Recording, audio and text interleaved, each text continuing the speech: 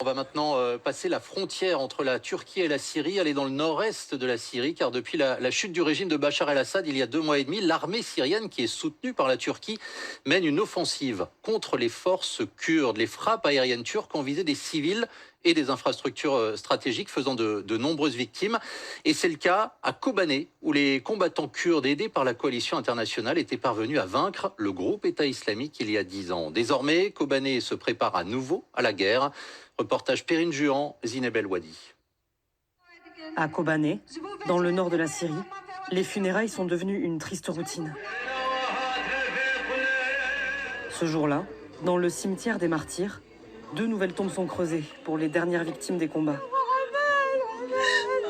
Elie Mustafa, un civil d'une 40aine d'années, a été tué dans une frappe turque à la mi-janvier. Sa famille est dévastée. Il laisse derrière lui un enfant en bas âge et sa femme. Je ne sais pas ce qu'ils vont devenir.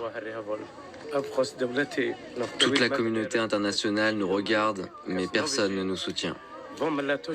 Personne ne peut empêcher ces massacres.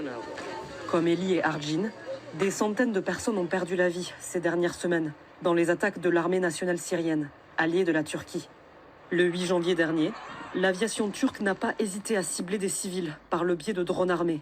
1 millier de personnes s'étaient rassemblées sur le barrage de Tishrin, à une 60aine de kilomètres au sud de Kobané. Cette infrastructure est une source vitale en eau et en électricité pour la région.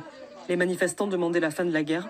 Selon les forces démocratiques syriennes, ces attaques auraient causé la mort d'au moins 20 civils et blessé une centaine d'autres, comme cette jeune femme que nous avons rencontrée à Kobané.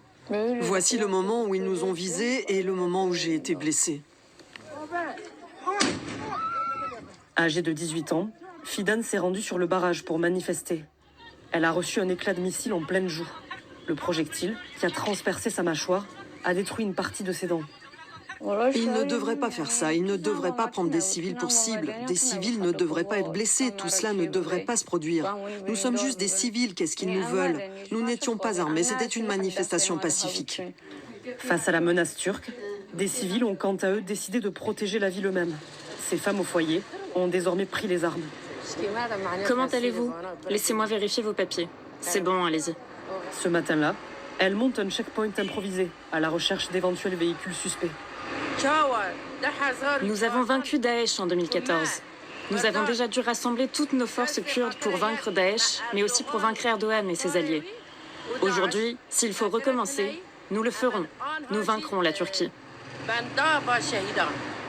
À l'abri des drones turcs, tout le centre-ville de Kobané vit sous ses préaux.